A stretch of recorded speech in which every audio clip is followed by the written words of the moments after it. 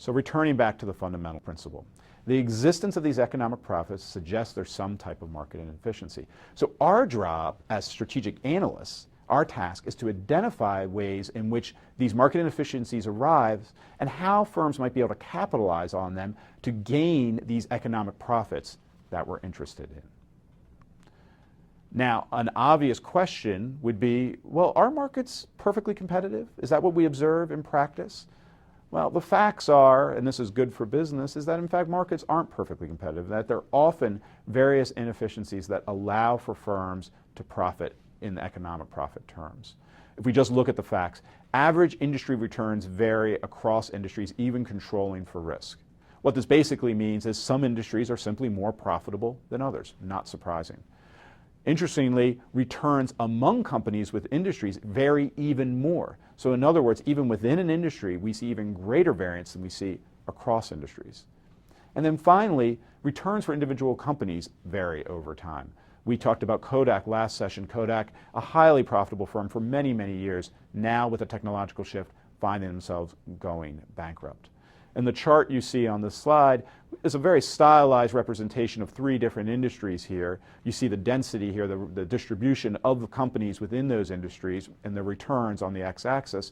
And the point is the following. We'll see differences in terms of average industry profitability. Pharmaceuticals on average are more profitable than computers. And we'll also see differences in terms of their variance. Textiles has a very high variance where there's some very, very profitable firms on one end, and then some firms who are really struggling and often fail and go out of business. Computers, on the other hand, we might see a much more narrow distribution of profitability within that industry. So at the end of the day, our job as strategic analysts is really analyzing the sources of these economic profits. There's a great quote in Brealey and Meyer's seminal textbook, Principles of Corporate Finance, where they talk about exactly this issue in the context of measuring economic rents, as we talked about before. When you are presented with a project that appears to have a positive NPV, net present value, don't just accept the calculations at face value. They may reflect simple estimation errors in forecasting future cash flows. Probe behind cash flow estimates and try to identify the source of economic rents. Positive NPV for a project is believable only if you believe that company has some special advantage. And I've highlighted this notion of try to identify the source of economic rents. That's what we're going to try to do here as strategic analysts. And really where we're going for a number of sessions here is diving deeper into potential generic sources of economic rents. And in particular, we're going to talk about three different types of economic rents that can be created: monopoly rents, Ricardian rents, and Schumpeterian rents. Let me describe each in turn. The notion of monopoly rents comes from a branch of economics referred to as industrial organization economics. Industrial organization economics is very interested in the potential for firms to have market power, and actually is very informative to issues around antitrust and the like. In the industrial organization view, monopoly rents exist when there are some barriers to entry. In essence, that industry structure matters. So let's go back to our t-shirt vendor case. How could our t-shirt vendor avoid the fate of a competitive market? Well, one possibility is perhaps you need a license to be able to sell t-shirts outside the stadium. To the extent that those licenses are a scarce good, that then restricts entry into the market and allows for firms who are able to get one of these licenses to do very well and to profit from that.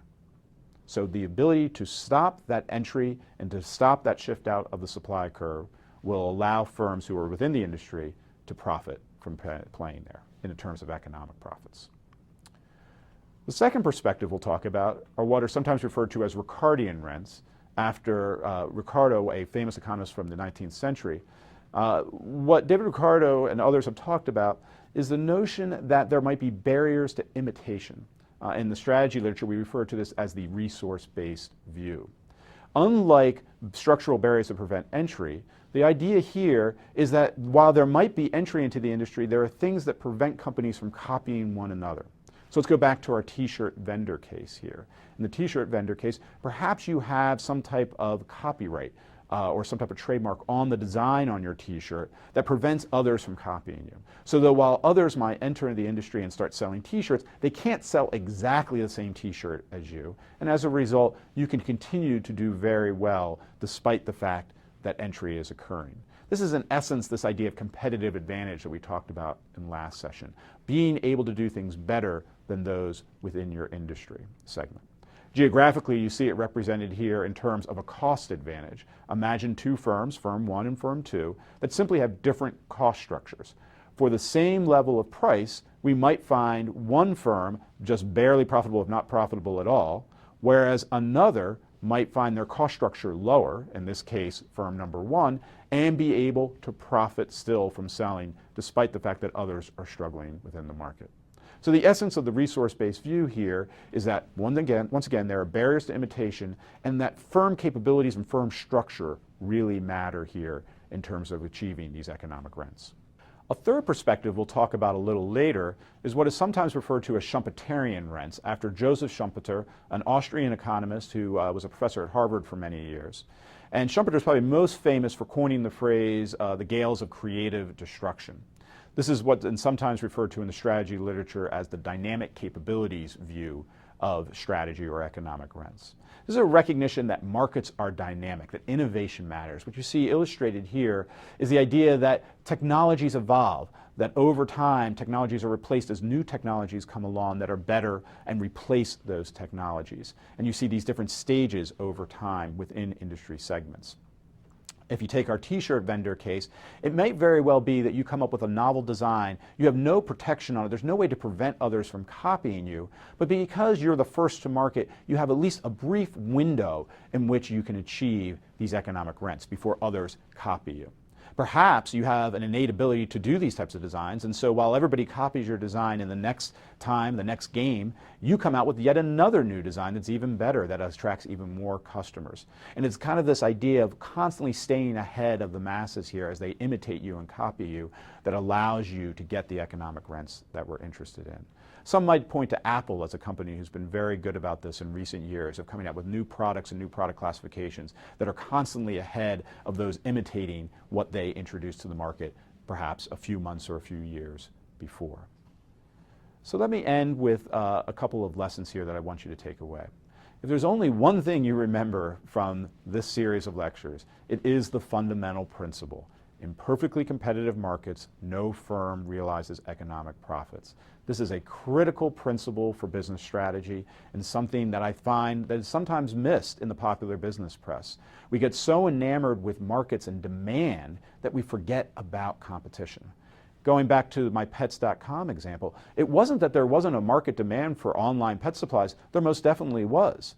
It was the competitive aspect and the inability to prevent others from doing exactly the same business model that ultimately doomed the likes of pets.com. Second thing I'd like you to remember is this notion of economic profits, this idea that they are returns in excess of the opportunity cost of capital. This is kind of above and beyond just your normal accounting profits. Finally, we want to remember that in the real world, product markets are rarely perfect and that firms often have competitive advantage. And thankfully this is true, or there would be no reason to have business strategists or perhaps even business schools. It is this idea that we can capitalize on these inefficiencies that allows us to have competitive advantage and has us something that's really interesting and interesting to analyze. Finally, broadly speaking, firms may capture these economic profits in one of two ways. Either there are barriers to competition, this industrial organization viewpoint, or there are barriers to imitation, this resource-based viewpoint. And I'll highlight once again that over the next couple sessions, we're going to take a deeper dive into each of these perspectives and talk about how industry structure affects profitability and then how firm capabilities affect profitability. Thank you very much.